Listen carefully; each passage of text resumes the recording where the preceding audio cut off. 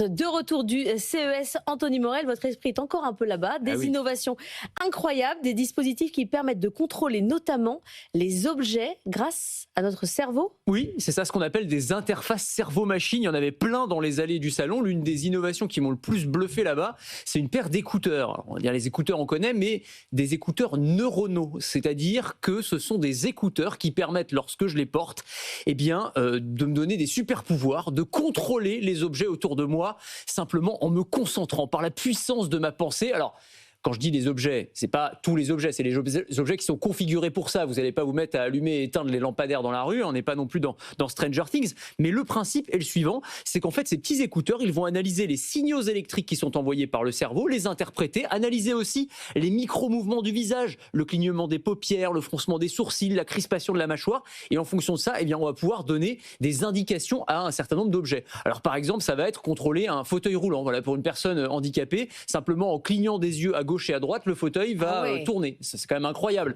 Ou ça peut être allumer ou éteindre une lampe ou une télé alors ça peut être paramétré, ça peut être en fronçant des sourcils ou simplement en se concentrant sur la télé. Donc c'est incroyable, c'est l'idée que vraiment on va pouvoir piloter tout ce qui nous entoure simplement avec notre cerveau. C'est pas nouveau. On a d'ailleurs des Français qui sont pionniers dans ce domaine. Je pense à Inclusive Brains qui avait publié le premier tweet écrit par la pensée. Où vous avez un clavier projeté, vous vous concentrez sur telle et telle lettre et ensuite vous avez un tweet qui s'écrit au fur et à mesure simplement par la force de votre cerveau. Simplement, là au CES de Las Vegas, il y avait une offre qui était pléthorique. Moi, c'est ça qui m'a marqué. Ça veut dire que ça intéresse les chercheurs, les chefs d'entreprise et aussi les investisseurs potentiellement. Inclusive Brain, ils seront à Davos la semaine prochaine. On sera avec eux en direct dans la matinale de l'économie. Ça rappelle le projet Neuralink d'Elon Musk. Oui, clairement, mais à une différence de taille près, c'est que là, pour le coup, on n'a pas besoin d'avoir une puce implantée dans le cerveau. C'est-à-dire c'est une technologie qui est incroyablement moins invasive. Ça fait beaucoup moins peur. Ça prend la forme d'écouteurs, ça peut être un bandeau, ça peut être un serre-tête. Enfin, il y a différents formes facteurs, comme on dit. On pourra intégrer ça même dans une paire de lunettes, pourquoi pas.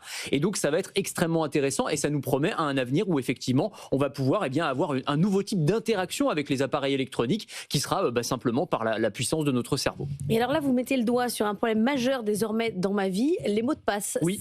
On pourrait en finir avec les mots de passe. Exactement, grâce à notamment notre signature neuronale. Alors ça aussi, on l'avait sur le CES de Las Vegas avec une start-up française qui s'appelle Wayneuro, qui présentait une technologie qui permet en fait de déverrouiller son téléphone ou de se connecter à son appli bancaire simplement grâce à ses ondes cérébrales. Alors là, ça prend la forme d'un serre-tête. Je l'ai testé. Évidemment, c'est juste pour la démo. Il n'y aura pas besoin de porter ce truc qui est un peu pas très esthétique, quoi. On pourra intégrer ça dans des écouteurs ou dans une paire de lunettes. On va en fait analyser les signaux électriques envoyés par le cerveau et on va générer à partir de ça une signature neuronale. En fait, notre cerveau, c'est un peu comme les empreintes digitales. On a une signature qui nous est unique. Et en fait, à partir de ça, simplement avec des écouteurs ou avec une paire de lunettes, on pourrait simplement ouvrir son application bancaire. On est sûr que c'est bien moi qui suis en train de l'ouvrir parce que c'est ma signature neuronale. Et à ce moment-là, j'ai plus besoin de taper de mot de passe, j'ai plus besoin de reconnaissance faciale, j'ai plus besoin d'empreintes digitales. Tout dans vos lunettes. Tout dans les lunettes, exactement. C'est la grande tendance évidemment, avec l'idée que c'est une technologie qui est beaucoup plus difficile à pirater, qui est complètement invisible et donc qui pourrait révolutionner la biométrie tout simplement. Merci beaucoup Anthony Morel.